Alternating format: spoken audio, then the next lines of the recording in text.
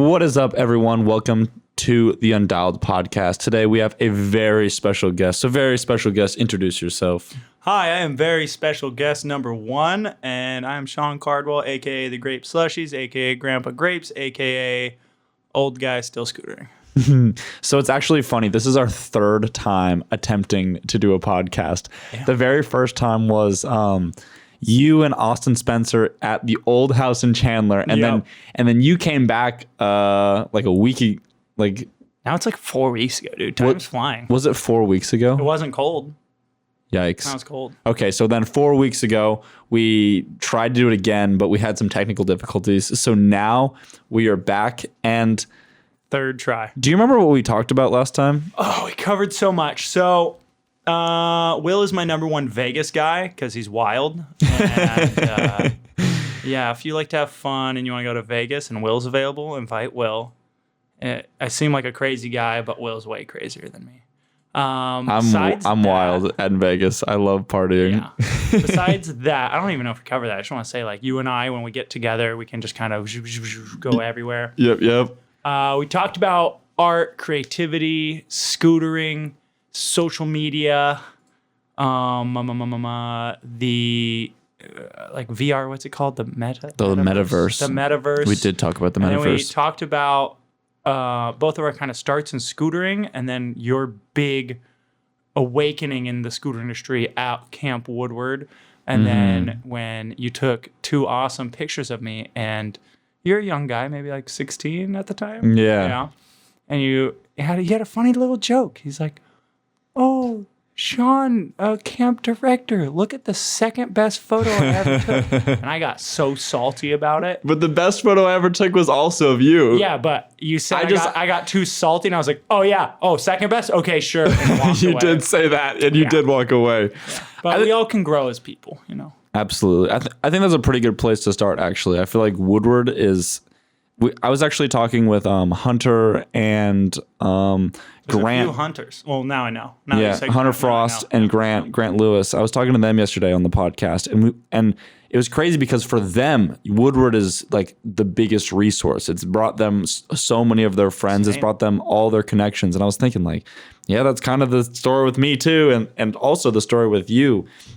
So how did you get involved with Woodward? Because you were definitely You were definitely somebody early on in the Woodward scene. How did you get entangled with that?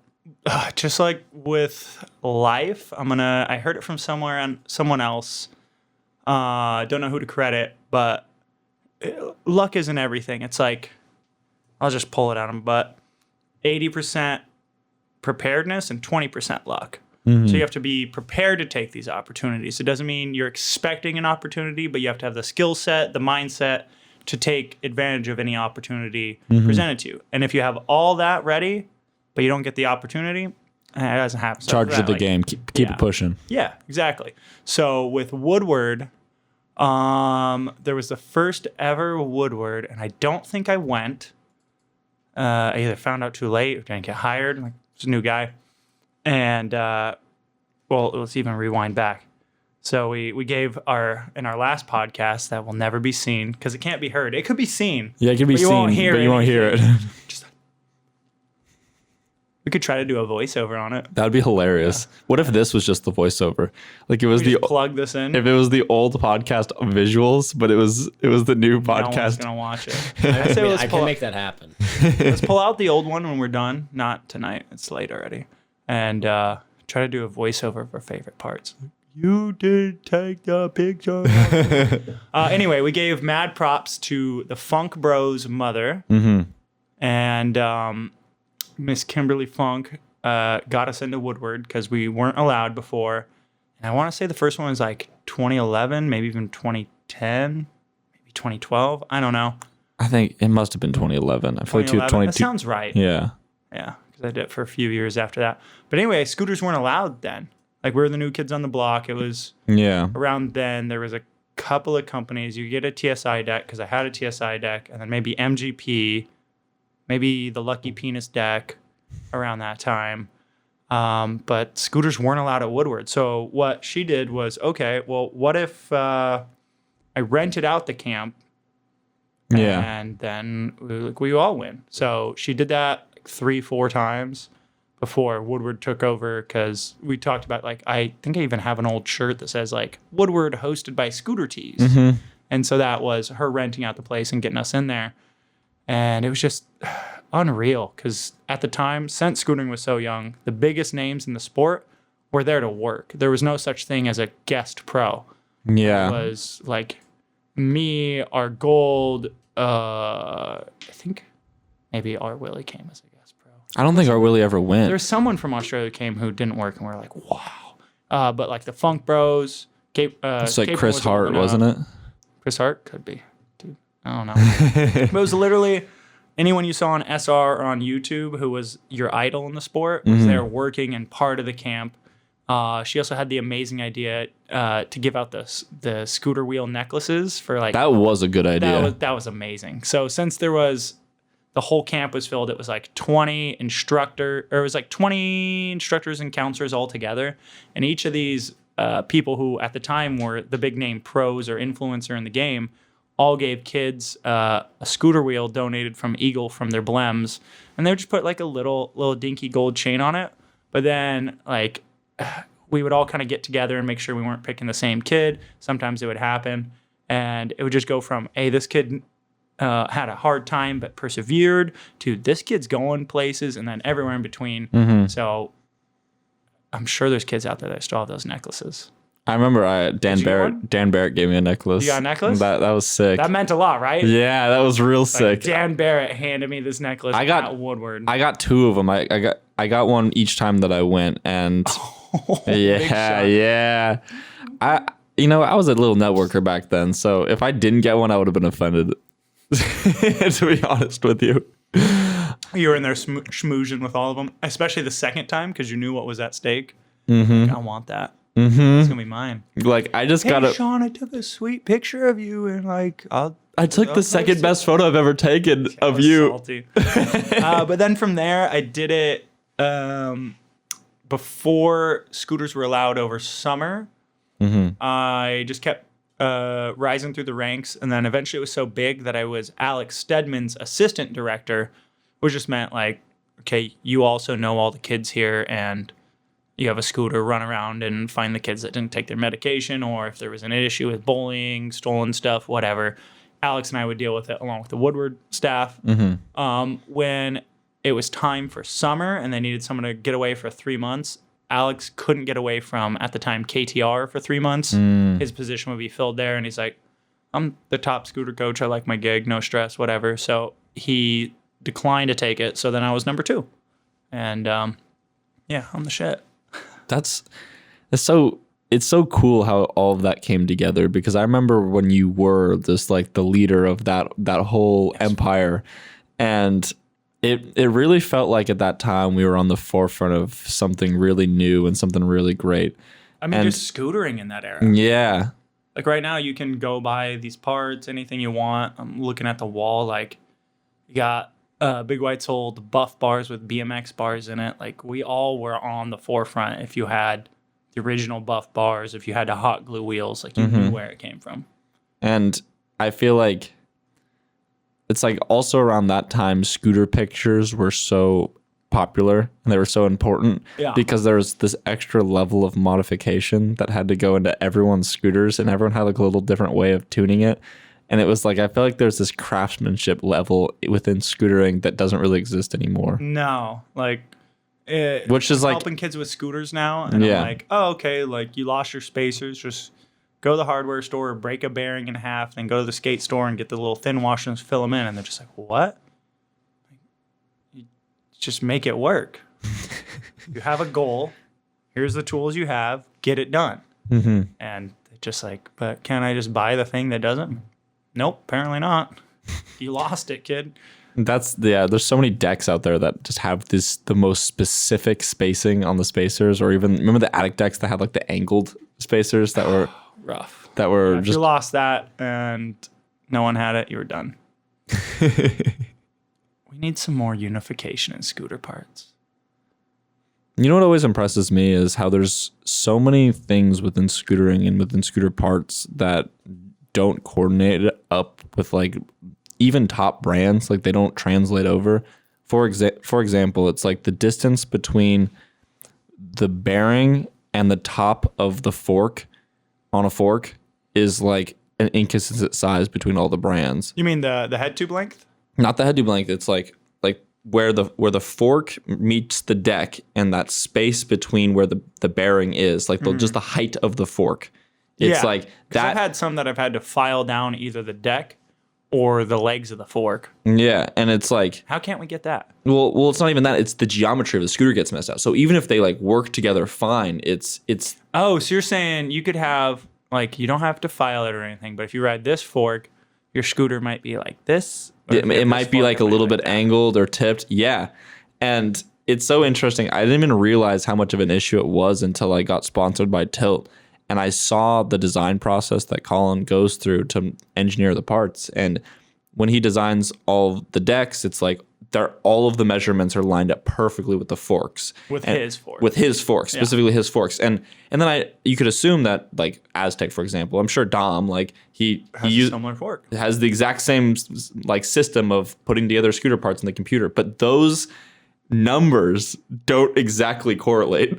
And I feel like that always blows my mind of just, well, you could have some amazing scooter parts, but if you piece them together wrong, then it's literally just not going to work at all.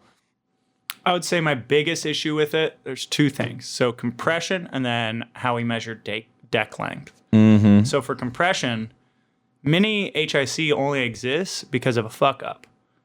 Really? They tried to copy IHC and did it wrong. So really? I think at the time when Phoenix was still making scooters, I was big at the Vault. Who was the first one to do IHC? Was it Envy?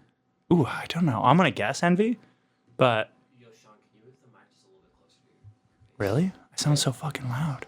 A little bit. Just a little bit. All right, guys. Well, if it wasn't Envy, who else would it have been? No idea. I'll go with Envy. But so they're the ones that fucked up. Well, if Envy was first, then they made it up because IHC is less weight than HIC. Yeah, it's a standard. It's HIC shrunk down. Mm-hmm. But then Phoenix came out, and at the time we were like, okay, yeah, get the IHC shim. Customer calls us like, IHC isn't working. It's an IHC fork. We go to put it on, and just the tolerances are just slightly off. The shim won't go over it. So I think MGP, and I don't think any Phoenix forks still exist. So it might just be MGP that is left where the tolerance of their IHC system is different than everyone else. So if you have an MGP fork or an MGP complete that has IHC, not every IHC kit will work with it.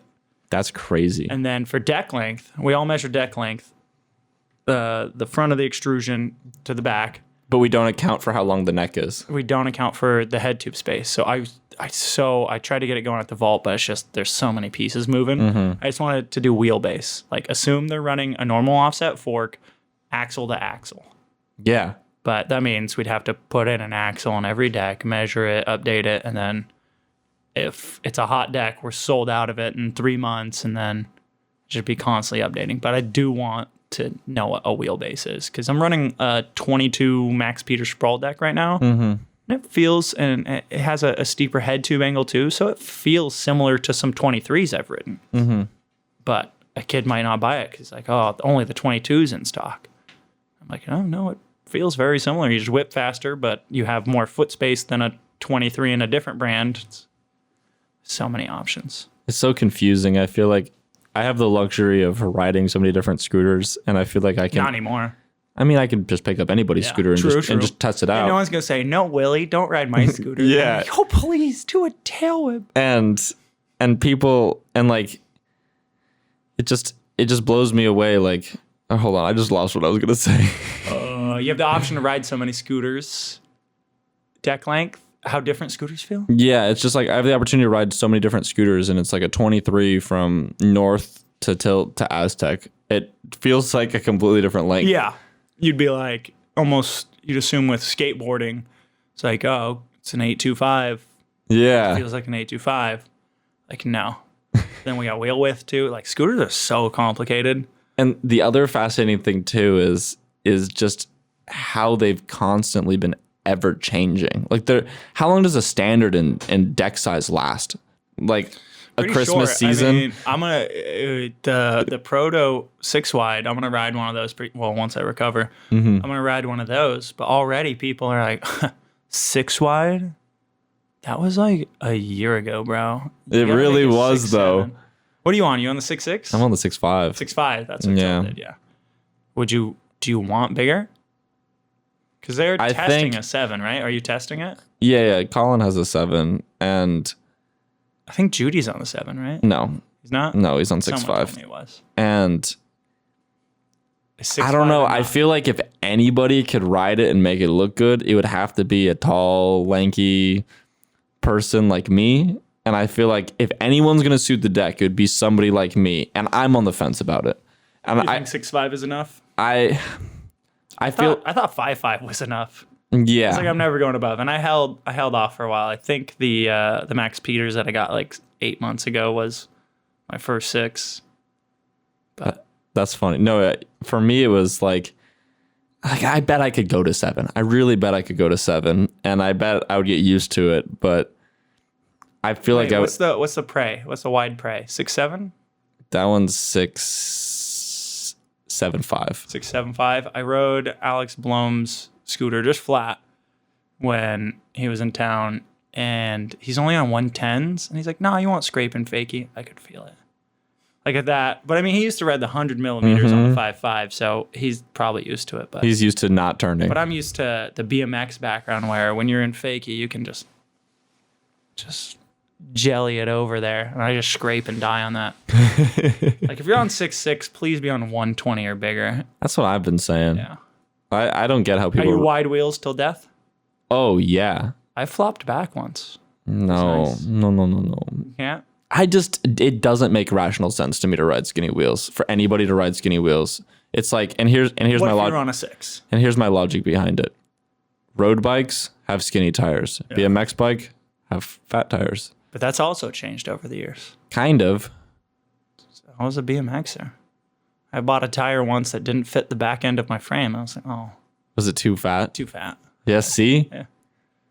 So like, I don't know what tires are now. I think it was on a 2.25 wide. You know anything about BMX? I just don't see, like, the only thing that I see where you're getting like a strategical upside from skinnier wheels is the placebo effect on 50s and It's a real effect. and the turning ability. What about weight? Weight also, yeah. Weight's the big one. I will say though, with the 50 space, like if you have a 6.5 with a 30, if you have a 6 with the 24, it's the same space. I've measured it. Yeah. It's like literally a millimeter difference. And yeah, keep in mind, it's like I'm riding these wide decks. You know, I feel like that's the wide wheel matches the 6.5 deck. Like I just feel like it's just like big wheel, big deck. It makes When's sense. the last time you've looked down at a fork with 24 in it? So when Clayton and I went on our very first European trip together, I had this pink and blue district deck. Not that one. It was the one that I like custom did, and I snapped that one on the trip. and I couldn't, like, district just wouldn't give me a deck that was big. And they were like, you have to ride this 20 by 5 wide deck. And I was like, no, that's not happening. So then They just didn't have one at the factory over there? you You hit up Green over and you're like, yo, I need it.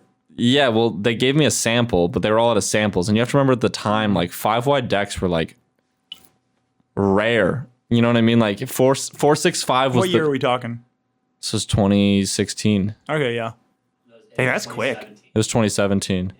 Then now that 6 is considered possibly too small. And five was the big deck at that time. Yeah. 4.65 was district's big deck. 5 TSIs, they just ruled the land. Well, that's what happened. So then I got a 5 TSI.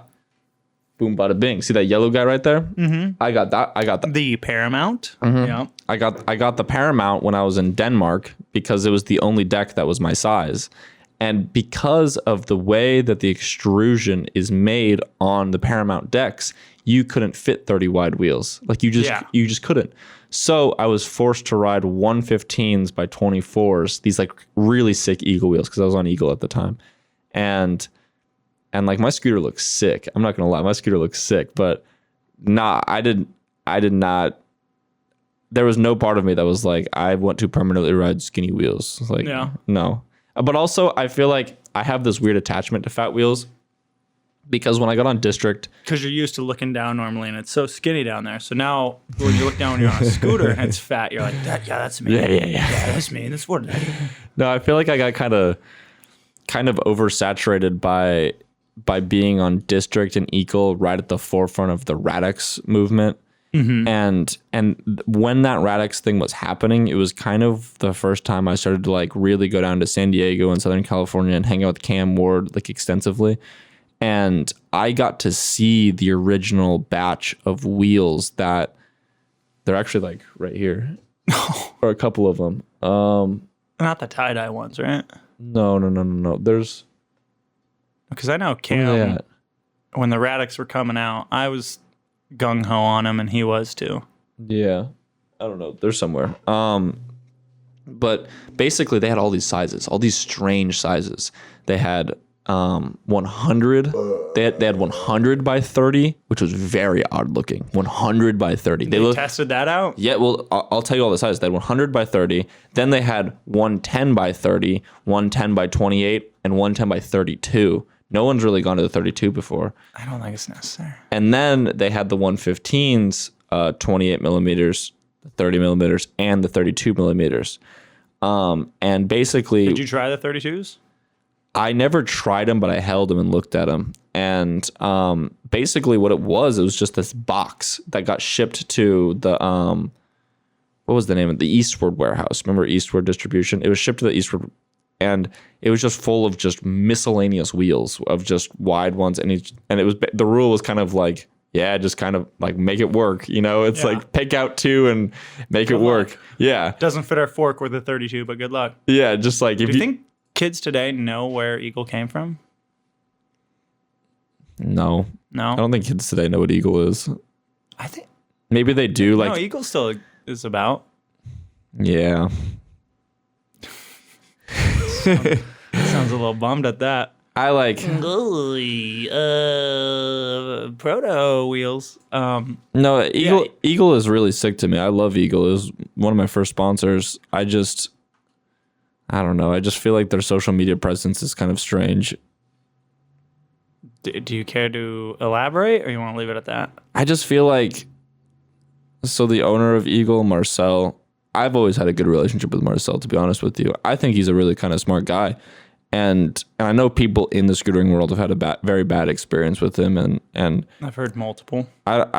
those aren't my stories, so I don't need to elaborate. All the stories I have with him are good. But he doesn't understand social media. He doesn't. So he delegates it out to these kids or these team riders that like come at him with a whole bunch of confidence that are like, I can run this, because they just want to run an Instagram with a lot of followers. Yeah. And they just turn the Instagram about them.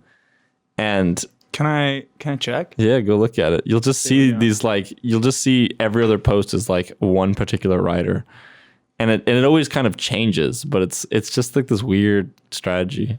So we're going for the main Eagle supply. Yeah. And they also have like those collaboration posts, which I think is sick, but I don't know. I could never do a collaboration post with a company on my Instagram. I feel like that'd be strange. Find a collaboration post. Where two people post the same post and it's the same post together. You see what I'm saying on their page? You can see like Eagle and somebody else collaboration post. But like, what about if you do a giveaway? Don't like 3 people post it and like 100? No, but it's like it's a new feature within Instagram. Oh, I don't know that. Yeah, so 2 people can post the Is same. it like the TikTok thing? It's like like the these. duet? It's like these 2 people have came together and given you this together post. Whoa. Okay, I'm seeing it now. I just updated Instagram yesterday. Yeah. I was like ready for an update. I was like, fine. And now my reels on my feed are bigger. I don't like change. I'm an old man. So Rusty Scoots 369 and Eagle Supply posted this. What does that mean? It just means that it's like a collaboration post. I don't know. I think it's kind of weird. That's what I was saying. Does that mean they're just tagged in it? How does that differ from a tag? It just means that like it shows up on your feed and their feed. It's like one post, 2 accounts. So how's that work? Can I do that with anyone? Can I just make a post right now and be like, I'm undialed?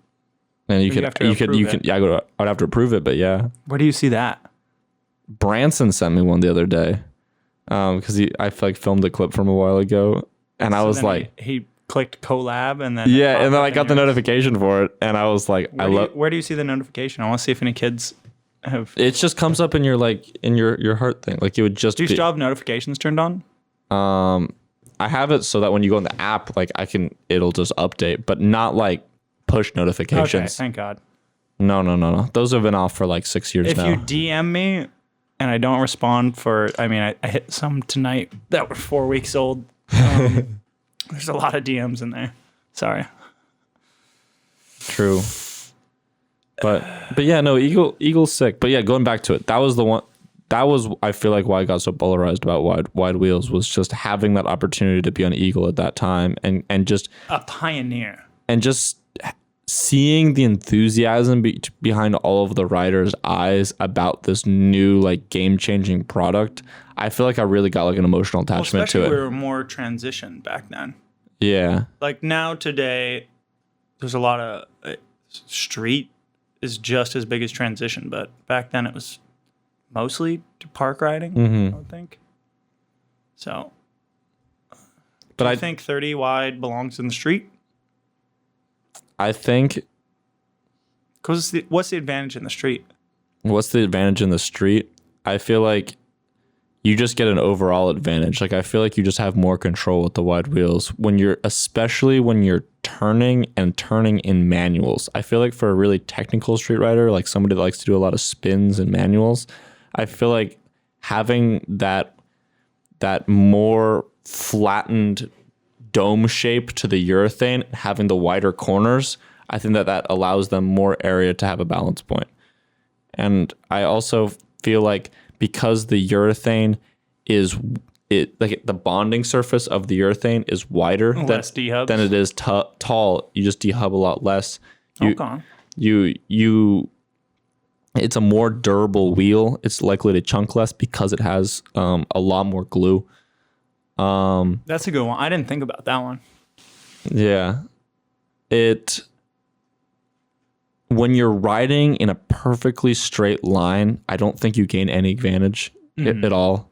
But when you're turning and the turning is critical, you definitely can withstand, or you can definitely maintain your speed a little bit more predictably with the wider wheel, because you can get in a little bit more of a dicey situation of just swashing out with skinnier wheels. The likelihood of washing out doing that same turn with wide wheels is a lot less. I also feel like for me, it looks better. Like when I look down at my scooter, I feel like it just looks proportionate. I like how especially since scooters are bigger now. Yeah, I like when I'm scootering, I like how it visually looks to have bigger wheels. I think it just... As you're watching a clip or as you're riding? When I'm watching myself do tricks. Like I think that Your eyes got wide. When I'm watching myself. Yeah. I think that when I have wide wheels, I think that I scooter better. Like I think that I look better on my scooter. I feel like my scooter looks more... You said proportionate, yeah. Yeah. Especially with how big your scooter is. As a lanky person, you got tall bars, long deck, yeah. Now, do you think with your thought on like balancing manual tricks turning, do you think there could be some placebo in that too? Because you did say that the placebo of that little 4 millimeters of extra 50 space would be 3 millimeters. I think that there's definitely a placebo on basically every single scooter trick, right? But placebo is a real thing. Yeah, it definitely is. Like if you feel, what's super lame about me? It's like I'm not a big hype beast person or specific fashion stuff. But there are days when I'm riding and I look down, I don't know, I'm just feeling my fit. I ride better. Oh, yeah. I feel lame doing it. But then there's like certain days like I'm wearing a different outfit. I'm like, whack. And then I land a trick and I look down. I'm like, oh, dude, there's definitely times where I have an outfit on and I'm like, I'm really feeling this right now. Do you ride better? Oh, yeah. Oh, yeah. Yeah. Well, that's like something funny that I see is I remember telling Juju, I was like, bro, you need to dress like dripped out when you scooter. He's like, why would I do that? I'm just gonna mess up my shit. I'm like, I know, but like you would look so hard if you were dripped out doing scooter Do tricks. you support fake drip? I do in action sports. I don't give a shit. Define fake drip. I mean, like Alibaba. Like, yeah, some Dude, I feel like fake drip Yeezys. doesn't even gotta be like name brand stuff. It's just gotta be like exotic clothing. You know what I mean? I feel like sure you could have like some nice pair of shoes that's like name brand, but I feel like for the most part, like if Juju wore some like painted up pants, you know, and some sort of kind of overly big t-shirt with some like Is that what he wears on a normal day? that's what he wears when he's doing like rap, like music videos. That's what he does when he's rapping. I think that he should wear those clothes because he's feeling himself when he's rapping, you know? Yeah. So I want him when he's scootering, I want him to get into that same boss mindset, that same like, and I feel like that would translate really well on the scooter. I like it. I back it. Juju, if you have me watching, see that drip on the scoot, dog. That'd be sick. I like it, yeah. I feel like there's a lot of scooter riders out there that got sponsored because of their pants. Yeah, I was dying. I didn't watch the follow-up. Didn't North do a big pants competition? I don't know. I think I it was seen North. that. I loved it so much. Just they're like, yo, contest showing off the pants. It was a minute ago. Frick. I saw this meme one time that was like, your style in scootering is determined on what pants you're wearing. And I was like, I believe it. I'm still rocking Dickies just because I got so many Dickies over the years and then some free Dickies. So I love Dickies. they're cool. They're with me. functional I and finally comfortable. got off the skinny Dickies. I threw out all my skinny Dickies. Yeah, you're on the thick Dickies now. I'm on the thick Dickies. I look down and I'm like, that's 30 wide right there. I'm on the thickies. The thickies. April 5th through the 12th, the North Scooters Pants Contest. Want to win a free deck? Everyone knows that scootering isn't all about your overall talent these days. If anything, the criteria that forms any influential scooter rider breaks down to about 20% skill and, most importantly, 80% dripability. We're talking about those Fire Jinko jeans, ex-Playboy Cardi type beat. Did that exist? Hey, all y'all out here wearing Jinko jeans right now? Posers. I wore them in fucking 3rd grade. So I said a skater came into AZ Grind last night, rocking some Osiris DVS's, fat chunky boys, big ol' baggy pants, DC's. crazy dyed hair, and a chain wallet. And I was like, bro, you are me in elementary school. This is sick. I'm finally old enough to watch, like, that's what I used to wear, come back into fashion now. It's weird. Anyway, it's all about the pants. It is. This is a long caption. I'm over it, but I'm curious. Did they announce who won it? I hope somebody with just enormous pants won. Do they have a What if somebody with hashtag? shorts won? But like so long that they basically That they are pants. Dude, Yeah, you ever seen those memes that it's like, what's the difference between like sagged shorts and high water jeans? It's Yeah, like what is the there's like this blurred line that's like, what is really the difference between sagged jeans or sagged shorts and and high waters? I thought I found the fire clip. All right, I give up on it. That was a sweet clip. But yeah, the pants. They determine it. Pants and shoes. True. So wait, you just said AZ Grind. You're working at AZ Grind Yeah, now. I've The been- last time you were on here, you weren't. No. So I was getting ready. I still work for the Vault Pro scooters. There's some more stuff that's in the works that I'll be doing for the Vault, but it's once I'm actually finished in AZ and actually traveling around. But for the meantime, I was watching my bank account go, and so I was gonna go work at an Amazon warehouse for the winter season. But I figured, you know what? I like scootering. Let's go help out at the skate park, and then when I get off, I can go skate some more, and it's working out. Well, it was working out. What happened? But, I hate shit. Oh yeah. Yeah. So I got a sprained big toe, top of the foot, ankle, and Achilles tendon, and maybe knee. All in one. All in one, doing nothing. That's how it always goes though. Yeah, but and I can't be too mad. I am kind of frustrated. I got more frustrated when I went to go work on my bus again, that I was like, okay, I can't get up the ladder right now. And I'm like, all right, the last 3 weeks, I went up the ladder once, so I should have been doing it. But besides that, in my scooter career, I've been blessed. Like, I haven't had too bad injuries. Same. You know, Yeah, I've definitely had my injuries here and there, but yeah, knock on owl. knock on owl, that's a thing. Yeah. Clayton, could you grab me another beer? Oh shoot, I've been babysitting this. Oops. I was going to say something, but, you know, Yeah, well, do you want to? I ain't a hater. Yeah, he needs one. He's almost out. Oh, chug, chug. So what's it like working a daisy grind? Oh, it's cool. Oh, it's cool. I mean, it's still pretty rad. Like, we put we have a bunch of TVs around, and the vault's mostly, at least on one TV, the vault's on. And You just put on the autoplay. yeah. So we'll pick like a couple action sports because we welcome everybody. And kids will come in. They're like, "Oh my God, you're from the Vault Pro Scooters." I'm like, "Yeah, so we're just here. We're out here." And they're like, "I didn't know you're here." I'm like, "Then you aren't a real fan. If you don't know I live in AZ right now, you're not actually following me." But it's super cool to get a closer. Wow, what a guy! Thumbs up. Can you see that? Not bad, right? Beautiful. Here, Clayton, get the door. Absolutely beautiful. You want one? No, the door. Do you want one? I'm good. Line it up. Do you want it? I'll line her up with you. Line her up. Oh yeah, let me turn the labels this way. So I'm an old man, and I like my adult beverages. It says apple juice. It's really fancy apple juice. Martinelli's, but it's just really cool.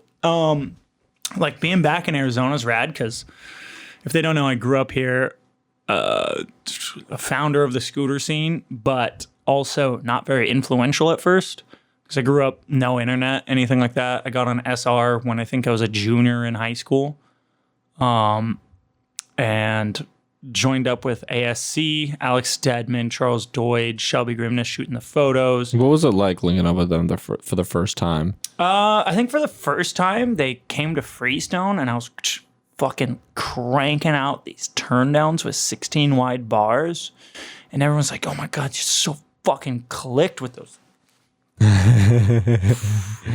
And they kind of like, "Oh, we're a scooter crew." And then me and Brett Lentine, still my boy to this day, doesn't scooter as much, but you know, it's one of my founding fathers at Grape Slushies. We just started riding more and more with them, and I think I got some homie clips in one of the videos. But other than that, I've never been like a big video part guy.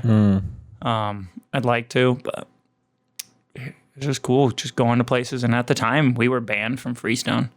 Yeah, Yeah, scooters scooters were weren't banned allowed. from there, huh? What made that shift? I have no idea, honestly. Do you remember when the gate wasn't there? Or like the fence? No, because the fence was always there, to my recollection. I heard there was a point in time when there was no fence there. And There's a point in time when the entrance, that thick metal bar, that went around the whole park. But then as stuff got rusty, people would break them and cut them out, and then that made it easier for scooter riders or bikers to get in. And yeah, eventually they just went all chain link. So maybe for a short period there was no fence, but I mean, we had a local BMX pro at the time, like semi-pro. He was an older brother of one of the founding fathers of Grape Slushy, Shane Reeder. Check him out. Knee injury took him out. I'm pretty sure he had a line to escape the park when the park rangers would show up, where he'd jump over the fence and land in the grass. No way. Yeah. I don't think I ever saw it, and this might be that false memory thing, but people told me it, and I mean, and that, I'll still believe stuff people tell me. Where would he go? I think it was... That's like a crazy gap. I can't think of a spot where I think it was the spine bowl. like he just channeled out of it. Yeah. Either the spine bowl or maybe like the left side hip. Like in the far left over the hubba that people will sit on. You'd have to be over one of those two things. But That's crazy. yeah, we get chased by cops and have to run away from for riding scooters. in a skate park. Isn't that insane to you that skateboarders literally go out of their way They gatekeep us. to ban another action sport? Like skateboarding really Well, that's because we're fucking lame, dude. but it's just it doesn't make sense to me. Well, skateboarding. I hate generalizing, but I mean, too. skateboarding also killed rollerblading. But they Do you could think so? 100%. How so?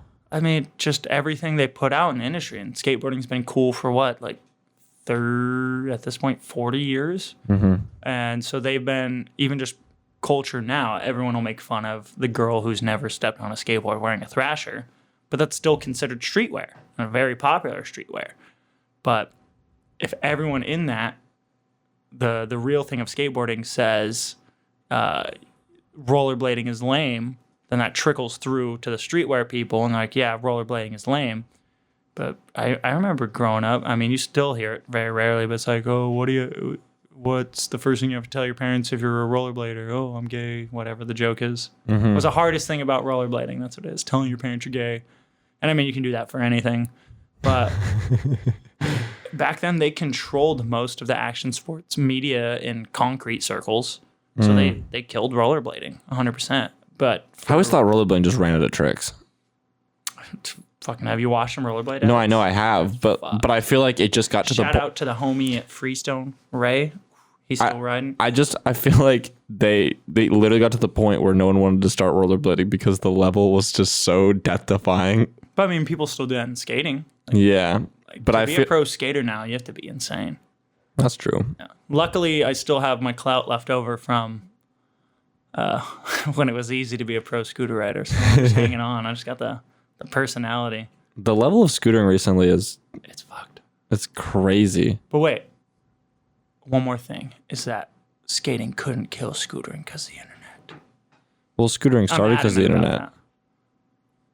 Scootering 100% started because of the internet. That was the reason that Well, scootering started. Well, in my own personal experience, Freestyle scootering. I was scootering before I had access to the internet. But then I would definitely say, The scooter community. yeah, the community for sure. But then as well, my own personal skill level. I would say in like my first 4 years, if I got to here, my first year of watching Cody Donovan on YouTube, I doubled that, maybe even tripled that. So just watching other people's technique, style, tricks, all that heavily influenced me. But Yeah. since we were able to form our community, even if we went to the skate park and then at my local got the cops called on us and kicked out, or if we just got told we were lame and why the fuck are we doing this and get a skateboard, we'd then go home and hop online and be like, yo, dude, what's the new trick? Oh, you're hot gluing your yaks. It's fucking sick. Ah. It's like, doesn't matter what the random people do. Like, got my community. Yeah. Yeah. I wish I could have been a part of that scooter resource. When'd you start? days. When did I start scootering? Yeah. Officially around 2011. But it was strange because I didn't have any knowledge about these forums that existed. I think they were dying out then. About 2011. Yeah. Pretty sure it was dead by then.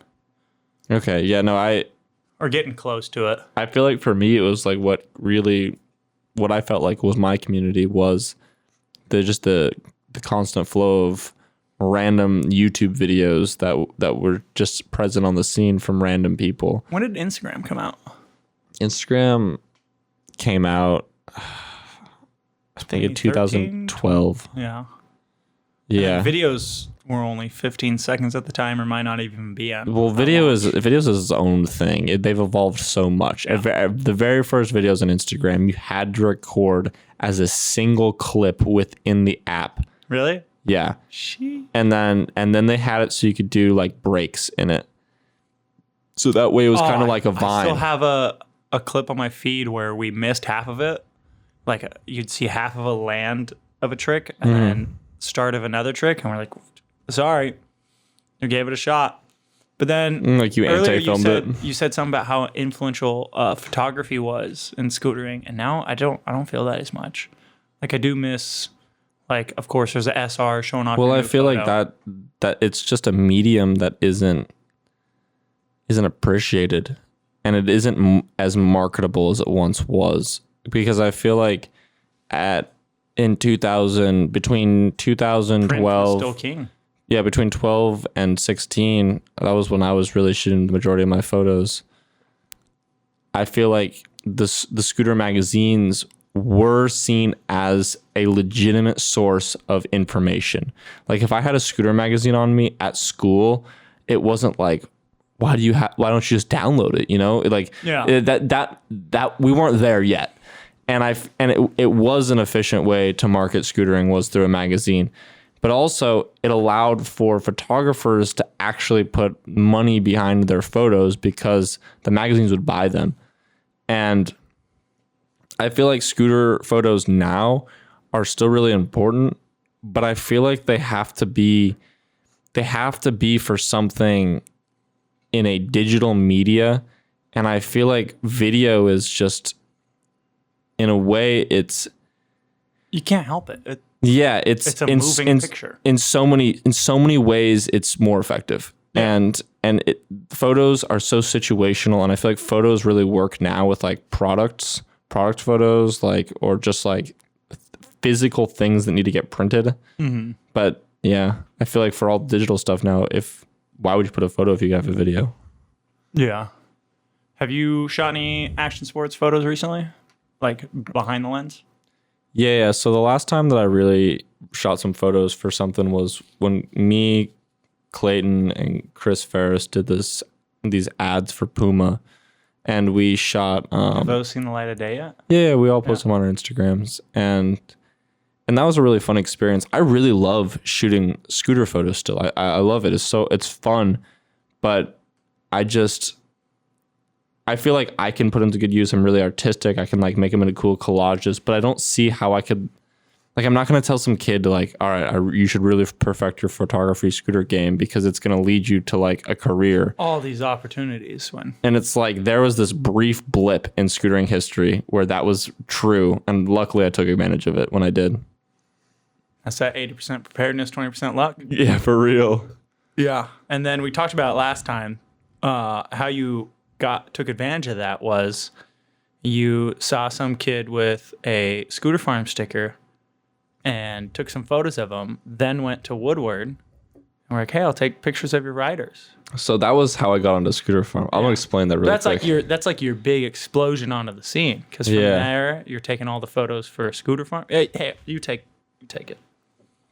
So it's your story. Spin us a yarn. So basically, I was living in the Bay Area at the time, San Francisco East Bay area, and Yay area. And at that time, I was really going through a lot of, I feel like, tough mental battles, and just like struggling with like who I was at that time, because school was such a burden on me.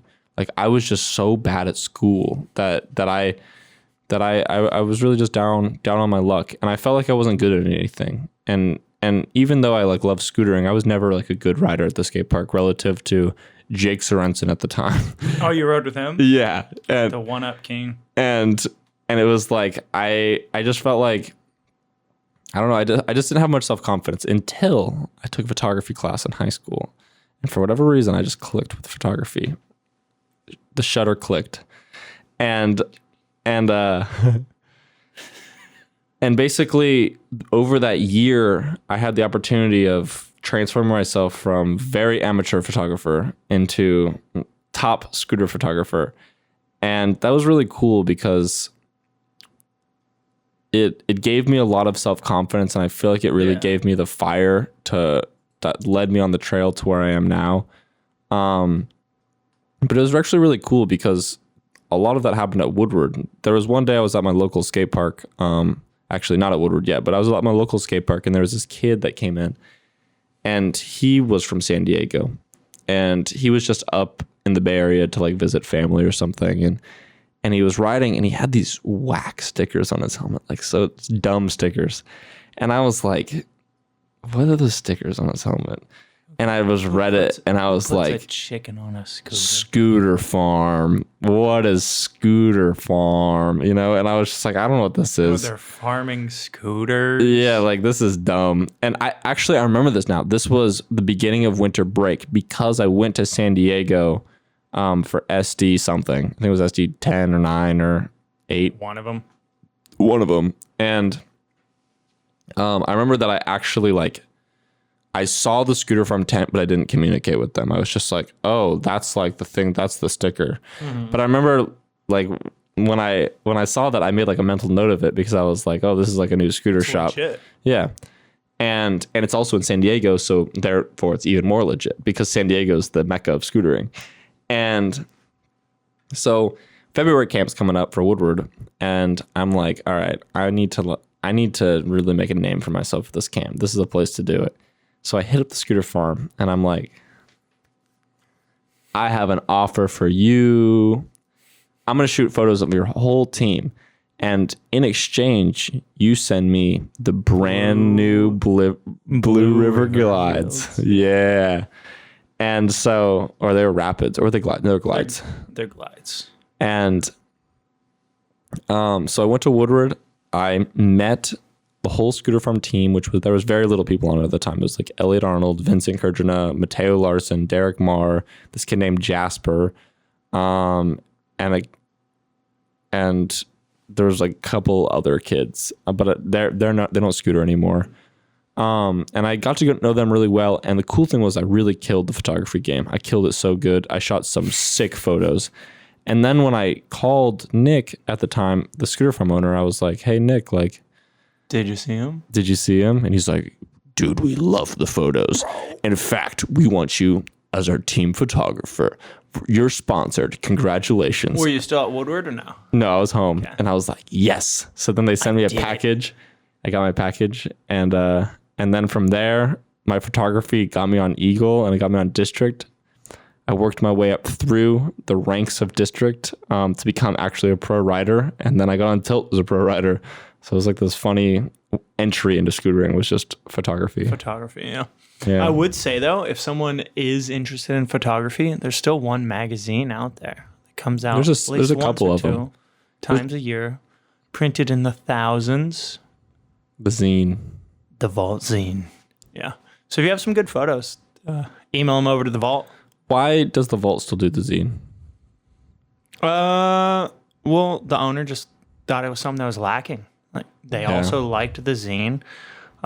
Every brand, I mean, we sell it at an affordable price. Like it's pretty cheap. Like for the other magazines, you're spending like $10, but through doing all of the brand endorsements through it, and it's a smaller size, not a full size, 8.5 by 11. It's not quite pocket size. Well, in these days, if you're wearing your Jinko jeans, it's definitely pocket size. You can fit 2 in there. But yeah, through all the brand deals and all that, like we can basically reach even, sell it for a low price, and show off whatever's happening in the industry. So, so if you got some photos, send it to the Vault. I just submitted an article for the last one. Yeah, it was about Clayton and I's adventure in Mexico. It was really sick. I did an interview with Delaney Ball. Yeah? Yeah. Have you gotten the new one yet? No. I want to. I'll get it in a couple of days when you go to Los Angeles. Oh, okay, I was going to say text me because just get them shipped to you. For real. Your adventure in Mexico? Yeah. So Clayton and I recently went down to... I mean, don't give away too much of the story, but... I mean, there's so much that I could say, you know? But basically, Clayton and I went down to Mexico, and we went to Guadalajara because that's where Chema holds TV Gram, which is basically like their version of Coalition. And we wanted just to see the Mexican scene because, like, dude... I was watching your guys' stories and posts like a fiend. I would check them daily to see what new update you had. I was like, that's sick. Because you missed some sort of event going out there. Something else was going on at the same time that I reached out to you to see if you're going. Yeah, there was Chicago Street Jam. Yeah, Chicago Street Jam. Chicago Street Jam, yeah. But everyone on my feed is Chicago Street Jam, and then I see you guys Guadalajara, Mexico. I'm like, what the fuck is this? This is sick. Yeah. Andrew got redemption on dude, his leg that break. moment when he fell on that spot again, I was like, he's toasted. Was it just a straight back, right? So basically, he was trying like a backside air, but you have to keep in mind that thing sucks. That half pipe It looks sucks. like it sucks. There's It's not a half pipe, right? no, for it's a drainage. Yeah. Yeah. And he just aired and he just overdid the 180 a little bit and just like whomp and whapped his back pretty good. Whap. Whap. And yeah, that was a little scary moment. I was like, please don't be hurt. Please don't be hurt. And it was funny too when we were riding there, he was like, yeah, like I'm getting the weirdest memories being back around here. I feel like I'm on drugs again because of, like when he hurt himself, he was like, they put him on drugs. Yeah. He's getting I remember a photo flashbacks. of him in the back of just the truck, just leg temporarily splinted. Yeah. Remember him at SD Which one? right after that happened? And he was just like castrated in a chair, like Hosting it. That was sick. No. Like he was hosting it, but he was just like so fucked up from the drugs that I think I was a judge possibly that year, or one of my last years competing. that somebody else was running. Like he was running it, but somebody else was running it. Did you ever compete in an SD? No, I was always there a photographer. Nice. Yeah, there's this weird cool time in scootering where no Got any one. nice photos of me? I think I probably did. Did you shoot the sequence shot of me dropping in on a dirt scooter? At Woodward. Excuse me. No, post Woodward at an SD. I started my run with a drop in. Yeah, I did shoot that when you jumped from, or when you dropped in from the spectator area The judge booth. into that 6 foot. Yeah, I remember That that. was fun. And That might be my last time competing. yeah, dude, for a moment, two things. For a moment, you were just Mr. Man, that caveman in his shit. In my mind. Woodward caused that. Yeah. And then A complete accident.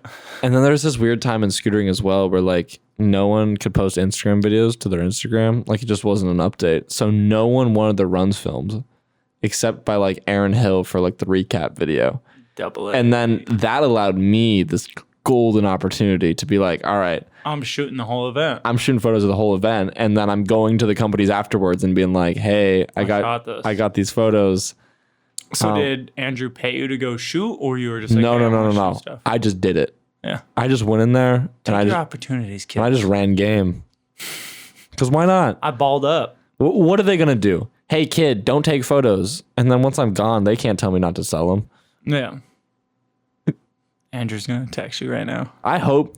So Clayton and I are going to be doing scooter events soon, and I hope that there's kids there finessing. I Yeah. really do. That'd be sick. That's great for the scooter economy. If the kids are in there, like, working on their side hustles, I don't got to know about it. Shit. I remember people. I don't know anything about the dude, but Wesma has a story following him. I don't know anything about the dude really. But I remember, it could be half a decade ago now, that could you believe he charged kids $400 an edit? Well, if he does good edits and you have the money to pay him, like what's the issue? Did he make you an edit? Was it good? Okay, who's mad? Like, go anywhere and pay for a service. Your oil change costs money. Like, yeah. Oh, do you have a Wesma story? No, not really. No. I honestly don't have too many interactions with him. There was one time I had this funny moment with him in Sydney, actually. Never been. And when I was there, we were like riding cool the whole day, and he looks at me and he's like, "Yo, Will, have we ever had beef before?" And I was like, Maybe. I was like, if we did, I don't know. And he's like, I feel like we had beef. yeah. And then he's like, I think we might have had beef. And I'm like, well, Did we? what was it about? And it's like, I don't know. And then it was like fine after that. And it was just like this weird moment where it's like everything was cool. It would just be like if right now it's like, Hey. Did we got a problem? I don't know, did we? We might have. at one point we might have. I don't remember it, but watch the fuck out, Will. I don't think I've had beef with anyone in the industry. No. No. You know who wants beef? Who wants beef? Daniel wants beef. Daniel Cardenas? Yeah, he wants to be beef burrito. Damn, Sean, so you've never had any beef in scootering? Not at all. I mean, you were just talking about Daniel Cardenas who wants to change his name to beef. But we had like a little issue. Wasn't anything. I doubt he even knows that I care that much. I hung out with Scooter Brad, who's the beef extraordinaire, like extra beef, double beef. He's And prime beef. he did something I didn't like, but I mean, I hope the best for him. Same. And I also don't hate that he made his career off of the beef. Someone's got to. He broke stories and gave me news that I had no idea about. He gave you nudes? I wish. He won't respond. I wish. Brad, please. Bradley Goody, send me them Goody nudies. Goody nudie. Send me a picture of them 6 bones. Please don't. My girlfriend's already concerned that the Scooter rumor is true. I don't think I've had some kids, some street elitists that I didn't even know who existed, be kind of a dick to me at one of an SDs because of my vault status. And That's one strange thing I find within scootering. the street elitist? No, yes, but like just the status. Like, In what sense? okay, so I had this thought a while ago about What was her name? I had this neuron connection a while ago where Sure didn't do good in school? Shit. where I basically neuron connection where I was thinking, I was like, damn, like it's kind of like this is like cool for me in a way, but this is like not cool for just like the general scooter population. Where I was like, damn, your Instagram is really like your rider profile. And I was thinking about that, like more than like your TikTok, more than a lot of other social media apps. Like I sometimes wish scooter riders use Twitter. I feel like that'd be sick if we could all just kind of tweet at each other. Last time we talked about Twitter. Yeah, like I You're think like, I just watch. I just watch Twitter, but I feel like if all of scootering was on Twitter, we would have a pretty sick community. Like I feel like it might get, so? I feel like it might get a little bit toxic for sure, but like I think there'd be People be toxic, so. yeah, like I think that would be a cool environment. But it's like I feel like as of Should I make a Twitter? well, I feel like that's the thing is like everyone would have to like including the brands, including all of. I feel like we would need to have some like more structure within between scootering. you and I, there's like at least a couple hundred people that would make a Twitter. So if that is your goal and you want to try it out, I got your back. Well, just hear me out. So I feel like Instagram is like kind of your rider profile right now. I feel like there's just nothing else that like It's the action sports. profile. It's like and I was thinking, I was like, damn, like this is cool for me because unfortunately, like I feel like I'm verified. I have a lot of followers. Like that gives me cool opportunities. Do I think it's like healthy for the scene? Not necessarily, because I feel like a lot of people get opportunities in scootering over people that deserve them potentially more because of the following. And Is that wrong? No. Let me explain. So I feel like that it isn't wrong, but I feel like there was this period in time where it was easier to get followers on Instagram than it is now. I feel like people are a lot more reserved about who they follow than they were 4 years ago. So I feel like if you were able to build up your following 4 years ago to like a good base, I feel like that really gave you a leg up against other people that might be wanting to take it serious now. Mm-hmm. And I think that's just like an overall trend on Instagram because, like, for example, Kylie Jenner isn't climbing at the same rate she was 4 years ago. Like 4 years ago, she was like doing stupid, crazy numbers. And it's just kind of just that overall, I feel like it's just the overall trend within just human nature. It's like when you adapt to a new social media, it's kind of like moving to a new city. When you first move to this new city, you're out and about, you're trying out every little thing until you find your routine and then you don't really go out from that. And I feel like that's kind of with Instagram. When you first get on, you follow a whole bunch of people. But once you find the people that you really like to follow, you kind of just like only stick to them. Jump around. Exactly. Yeah, we've And- seen that in TikTok too. People exploded, and I guess you can get new followers. I don't know anything about. Well, there was a point on TikTok where it was just I had conversations with Clayton where I was like, these followers are fake because they were climbing so fast, and I was like, this for you guys. yeah for both of us like initially, but now it's slowed down so much. Well, what's your growth on Instagram like in the last 3 years? I've actually gone down quite a few followers over the last probably year and a half. It was all when I started my like collage theme. Down. It went down. It Really? did, yeah. And it's because Theme is so fucking cool. it's because I think I've taken guesses about why it's gone down. I think that the main reason that it's gone down is because I don't post as frequently.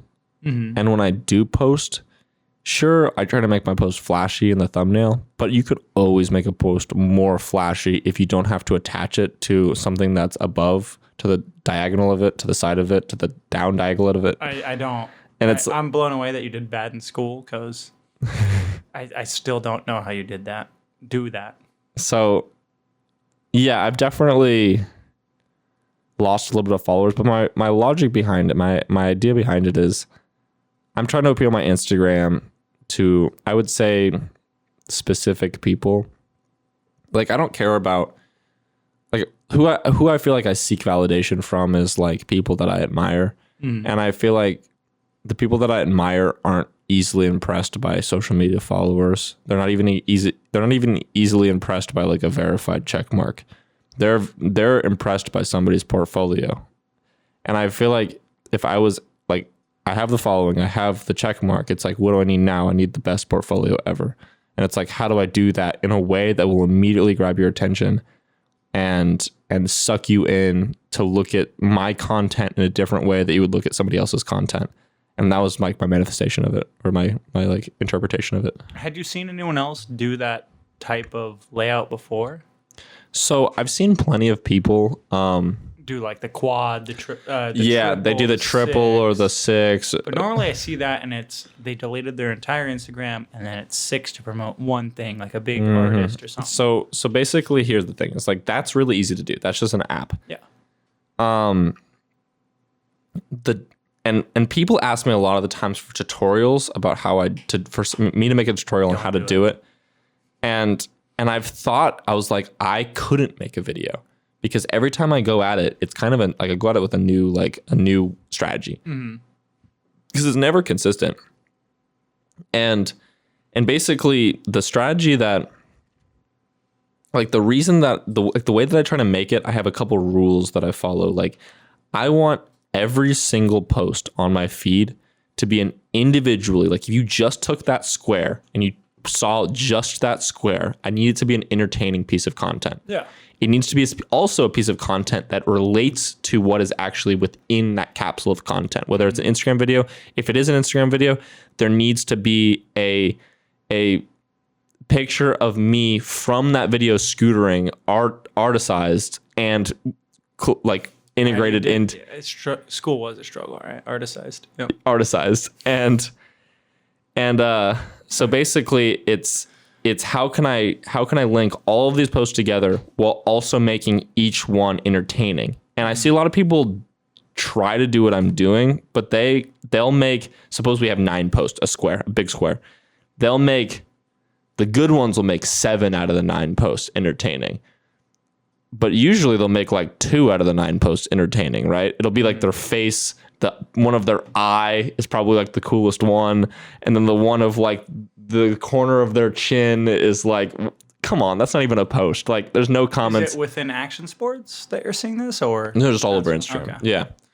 And within action sports, there was some BMX videographer that had like done it. I forgot his Instagram name. But he has not made it as intrinsic as I've made mine. And I've never seen anybody go like as depthly with it as I have.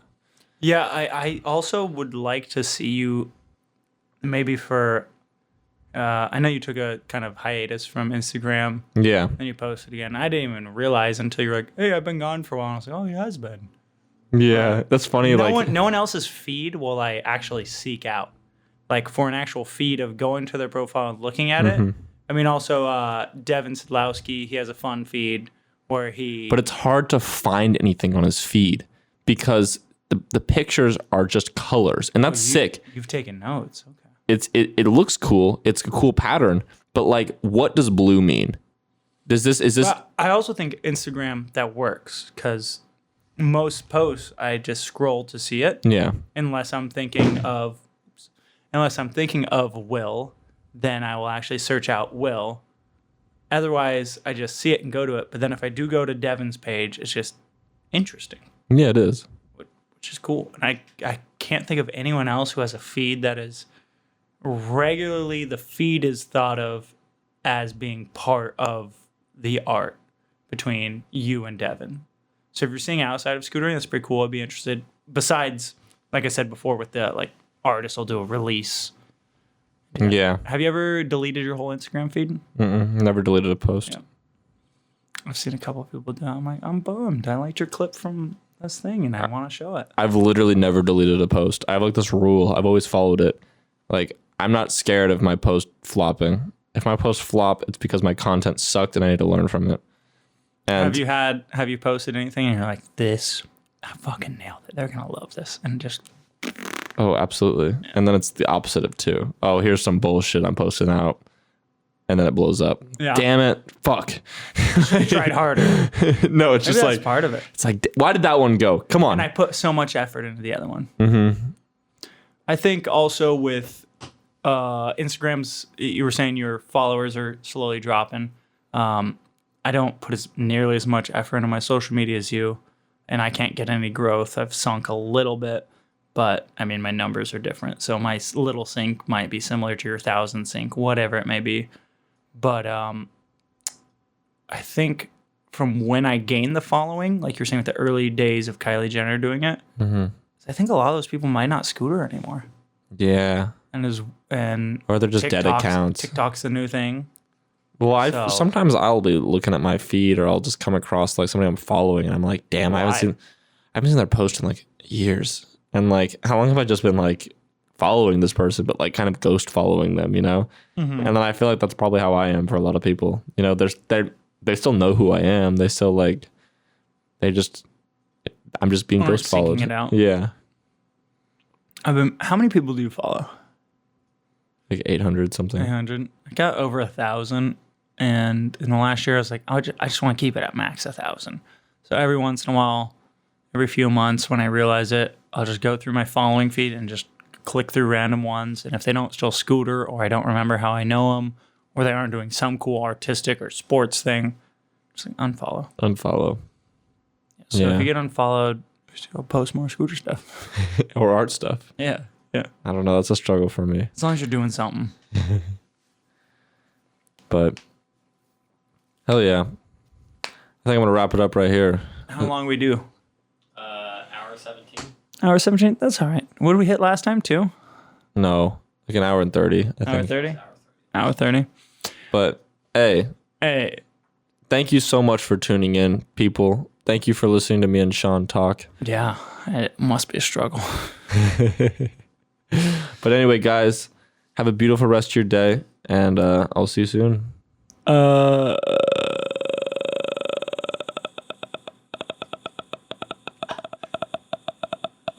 Yeah, guys, thank you so much for tuning in. You missed out on 2 other awesome podcasts. We tried to cover some of it, but missed it. And, conversation. It's in the moment. Be in the moment, guys. So you missed out on those other 2. It was just us 3. We remember what that was like. And hopefully see you soon. See you soon, guys. Peace out. We see you soon 3 times. Shit.